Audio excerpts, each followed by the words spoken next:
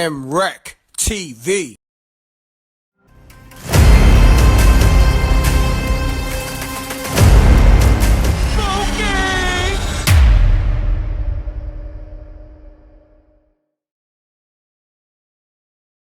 Yeah, Lord Jamar, I gotta ask you, what's current on the landscape? The Kanye West Nori shit. First and foremost, did you think Nori had to apologize for Kanye West? Absolutely not. Mm. Absolutely not. Mm-hmm. Why apologize? You know what I mean? Mm-hmm. Like, if you think about the reason why I'm not on that other platform is because that man, that Jewish man, Mm-hmm. would not apologize to the minister, Correct. someone that we revere in our culture, Yes. who we feel is worthy of respect, who's helped to change Utmost. people's utmost respect, who's helped to change people's lives in our community and just has done so much, has, helped to put together the Million Man March, all of that. And you couldn't have the respect to give this man an apology, yet we are always expected to apologize when it's the reverse. Mm-hmm. As if white people's pain and their disrespect is worse than ours. You know what I mean? Correct. It's like everything that with white people, we think is better. We think their ice is colder, their ice cubes is colder. We think their fucking, their cars is better, their house, everything we think that they have is better. And we also think that their pain hurts more. And why you think that is? Because we've been taught to love them more than we love ourselves. Damn. By the slave master. That's the we sick massa syndrome. House nigga shit.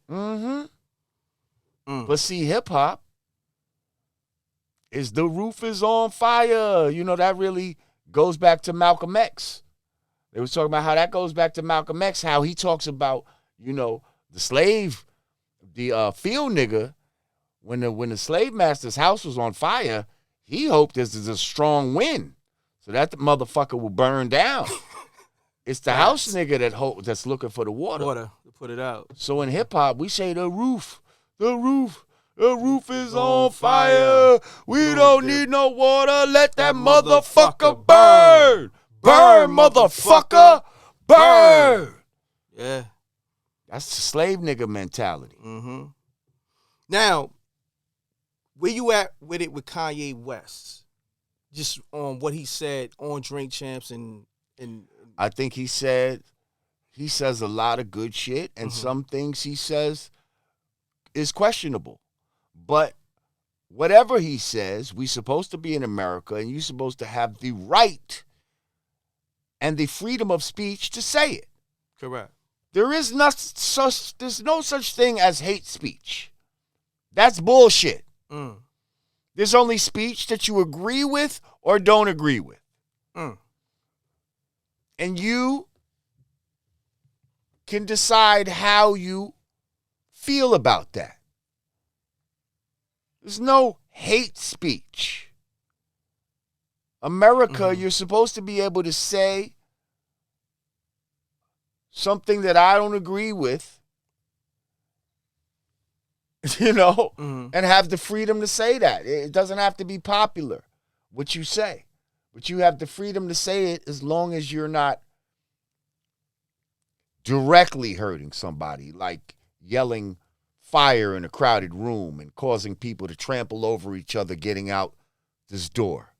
That's not the kind of freedom of speech you have. Got you. But if I want to say something about a certain group of people or my view on anything, you know what I mean? My view on anything.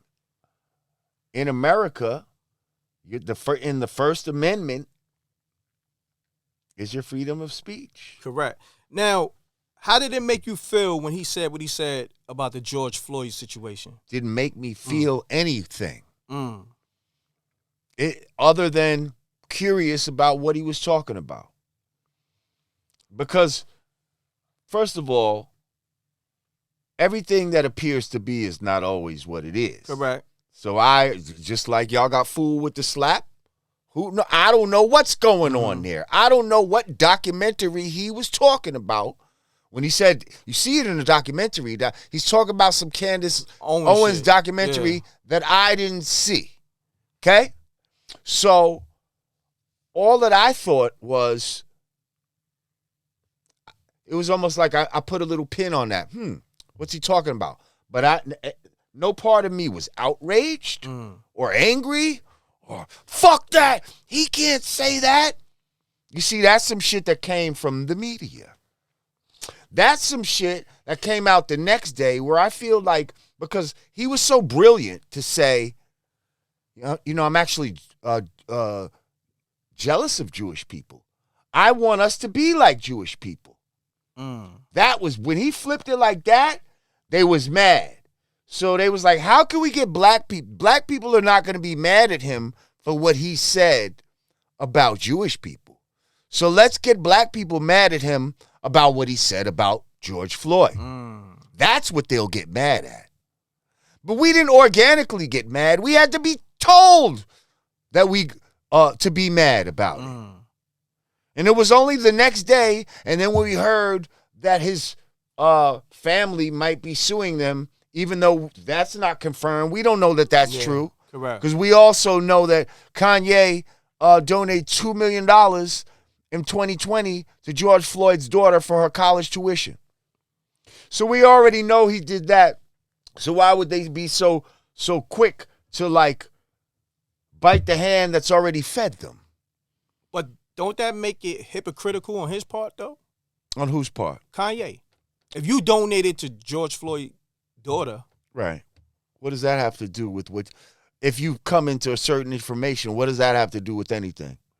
If you gave her money in 2020 and then you just saw obviously you saw a movie in 2022 that you thought you had some new information now, how is that being hypocritical?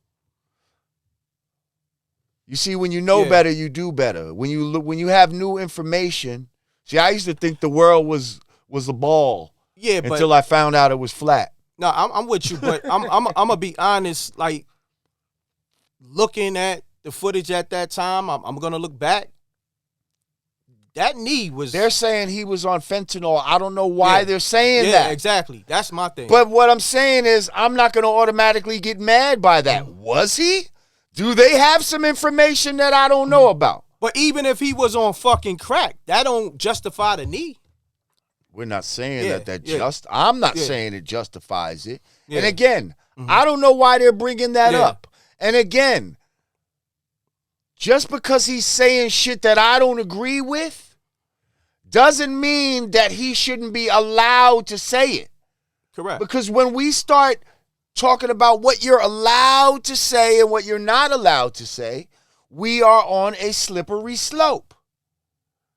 Yo, we gonna definitely have to build. We are on a very slippery slope when we do that. Yeah. When we start saying he can't say that. You see? Yeah. Because then tomorrow they're going to be saying what you can't say. And then it's going to go from what you can't say to what you must say. See, right now, you think, okay, if I just avoid not talking bad about Jews or LGBT community, my channel will be cool. Right?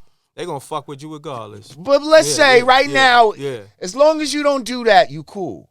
Now, what happens when they come with the new terms of service and the new guidelines that say every 3 shows you must promote LGBT? You must promote whatever it is you don't fuck with. The jab. They just say, You must promote that. You must.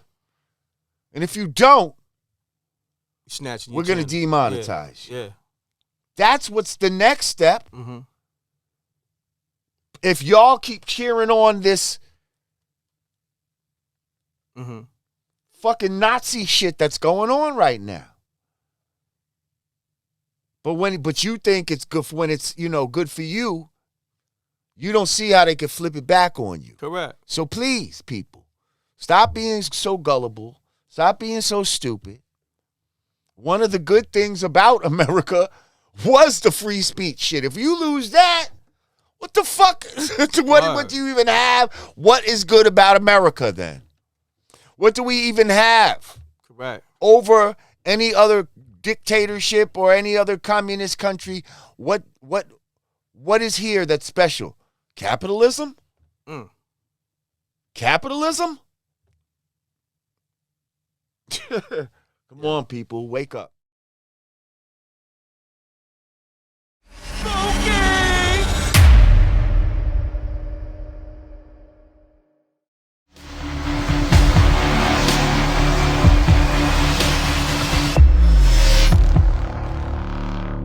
M.Reck TV.